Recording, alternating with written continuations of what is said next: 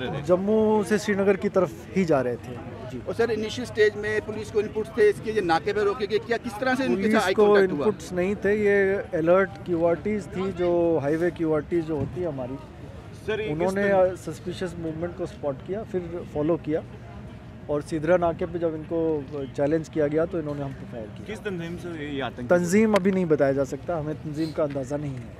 अभी search operation sir चलाया जा रहा है, अभी कोई चल आपको रही, शंका कि और भी आतंकी हो सकते हैं? जो ड्राइवर है उसकी तलाश की जा रही है और उसके अलावा हमें कोई और आतंकी की संभावना नहीं है। ये सुबह कितने बजे सर शुरू हुआ था? यानी सुबह 7 बजे ये एनकाउंटर शुरू हुआ। 3 टेररिस्ट को आपने कहा मार गिराया गया है, ड्राइवर कंडक्टर जो हैं वो भाग गए हैं स्पॉट से, या उनकी तलाश की जा रही है या पुलिस के हाथ में है? वो की जा रही है, तलाश की जा रही है, वो फरार हैं।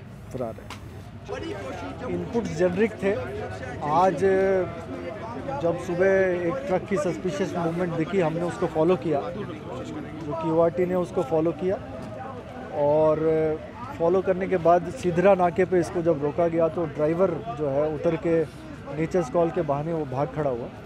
ट्रक की जब तलाशी की गई तो एनकाउंटर शुरू हुआ और एनकाउंटर के दौरान काफ़ी भारी मात्रा में हम पे फायरिंग आई, जिसका जवाब दिया गया।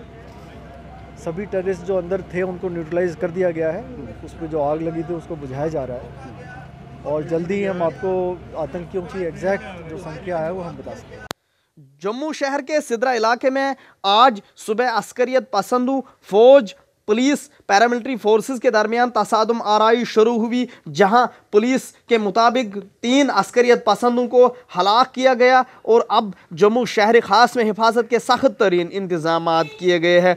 पुलिस तर्जमान के मुताबिक अस्करियत पसंदों की मौजूदगी से मुतलिक खसूसी इतलात पर फोर्सेस की मुश्तरका टीम ने सिदरा इलाके में आज सुबह मुआसरा और तलाशी ऑपरेशन शुरू किया। जब फोर्सेस मुश्तबा मुकाम की तरफ दाखिल हुए तो छुपे हुए अस्करियत पसंदों ने फोर्सेस पर फायरिंग की, जिस पर जवाबी कार्रवाई की गई और उसके नतीजे में 3 अस्करियत पसंदों को मार गिराया गया। ईटी भारत उर्दू के लिए जम्मू से मैं मोहम्मद अशरफ।